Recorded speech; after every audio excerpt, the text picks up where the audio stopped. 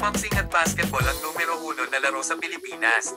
Dinala ito ng tatlong American na sina Frank Churchill at magkapatid na sina Eddie at Stuart Tate.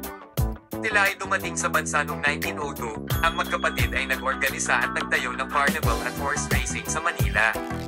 Noong 1921 na-legalized ang boxing sa Pilipinas. Sila din ang nagtayo ng boxing club in Manila. Ang mga first batch ay sina Dencio Cabanela, Francisco Elino, Macario at Ireneo, Pete Sarmiento, Silvino Japito, Macario Bilan, at si Pancho Villa, na ang tunay na pangalan ay Francisco Villarreal Gilhedo. Si Pancho Villa ang kauna-unahan Asian at Filipino na nanalo sa Universal World Flyweight laban kay James Willard Wild. Pancho Villa ay dinipensahan niya ang titulo ng 3 beses.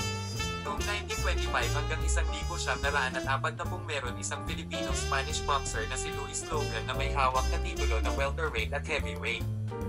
Noong October 2, 1939 biglang pumutok ang pangalan ni Caferino Garcia sa World Middleweight laban sa Amerikanong si Alfredo Apostoli sa Madison Square Garden sa New York, USA. Nagpahinga lang si Garcia ng 3 months and 3 weeks, December 3, 1939 dinipensahan niya ang titulo laban sa Amerikanong si Glenn Lee na ginanap sa Rizal Memorial Complex. July 20, 1955 pumutok naman ang pangalan ng isang Cebuano na si Gabriel Flash Elorde. At sumunod na sina Roberto Cruz at Jerry Peñalosa sa WBA, WBC, IBF, at WBO. Pagtapos noon na mahinga ang mga Filipino boxer fans at nag-focus sila sa larangan ng basketball. Bumalik uli ang Filipino boxer fans nang sumikat na si Manny Pacquiao.